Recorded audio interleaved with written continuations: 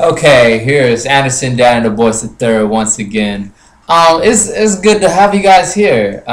Good to be here. To introduce these two lovely ladies, I have my lovely mother, Carmen Hardy, Hello. and my lovely grandmother, Honorvia Hardy, also known as Motherdear.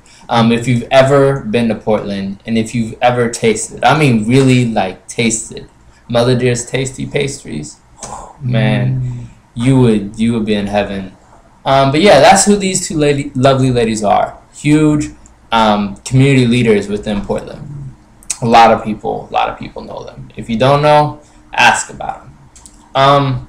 So let's get down to business. I wanted to have this discussion on what has changed over time with the kids from when you guys were kids to now. What has changed with the men and the women? Wow.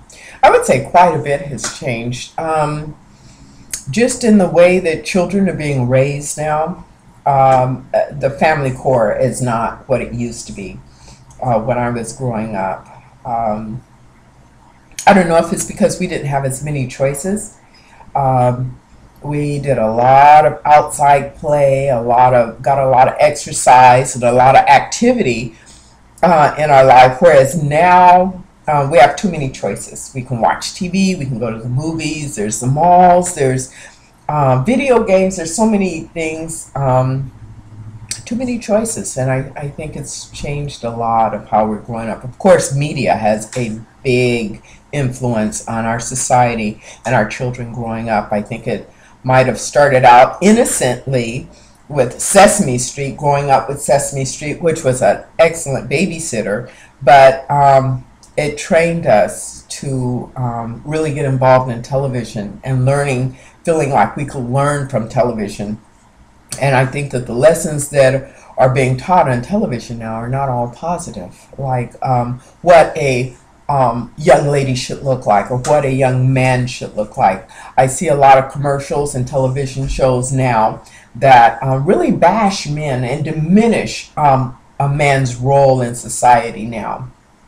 And I see a lot of television shows and commercials that really esteem women in the sexual arena. It's like you have to look a certain way, act a certain way, and it's all centered around sex. And I don't think that that's very positive, and it affects the way our men and women grow up and see themselves now.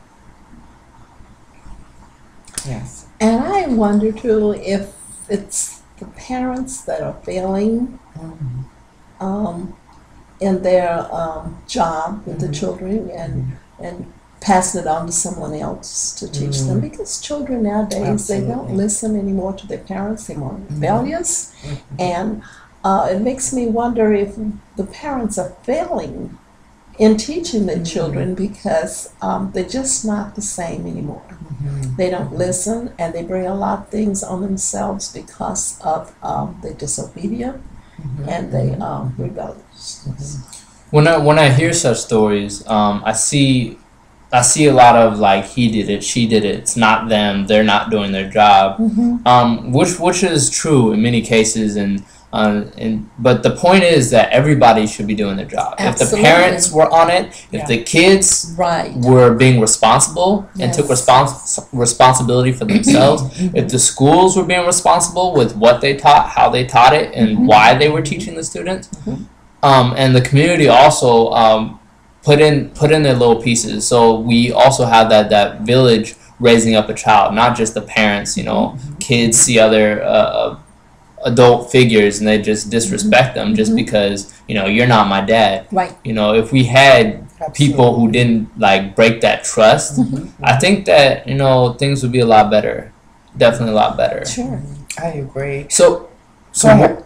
what makes great men? What makes great women? I think what makes a great man and what makes a great woman is having a great foundation.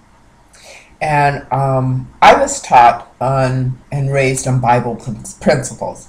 And I think that that's the best foundation, in that all the other principles and foundations, they change. for 1 century or 1 decade, the law is this. The following decade, that changes, and this is okay, but that's not okay. And then the next decade, what wasn't okay is now okay, whereas Bible principles don't change. And so I think that being taught foundational truths and sticking with them, that's what makes a strong man and a strong woman. Not just that, how often do we search for the truth? I mean, people just tell us something and we just like, okay, all right, I'll take it passively, you know, but we really got to actually search for the truth. Did you have something to add on to that, Motherdear? I agree with you. That is so true. Yeah, it is. Cool. Gotta have the truth. And I think that when people hear the truth, because everyone's searching for truth. Yes. But when they hear the truth, they will know it. Something Absolutely. in their heart That's will right. tell them this is the truth. They will know it, regardless of what they've heard in the past. When you come upon the truth, something inside confirms it. So what can we do as individuals, as a community, to bring about that change where people start looking for the truth, where people start looking to better themselves as young men, as young women, to create a better society for the future and for now? You know, I hear the quote, those who control the past control the future. Those who control the past control the present. Those who control the present control the future. You know, how can we get that understanding of what's going on now, you know, so we can understand the future a lot better, so we have a brighter one. Well, I was going to say that what helps is to have standards, high standards. Like you have very high standards for yourself, and I really admire that in you, Anderson. And a lot of people admire that. And a lot of people inside, they want to have those standards. But I think if they just take it a step further and have the standards, not be influenced by the media, not be influenced by their environment. That's true.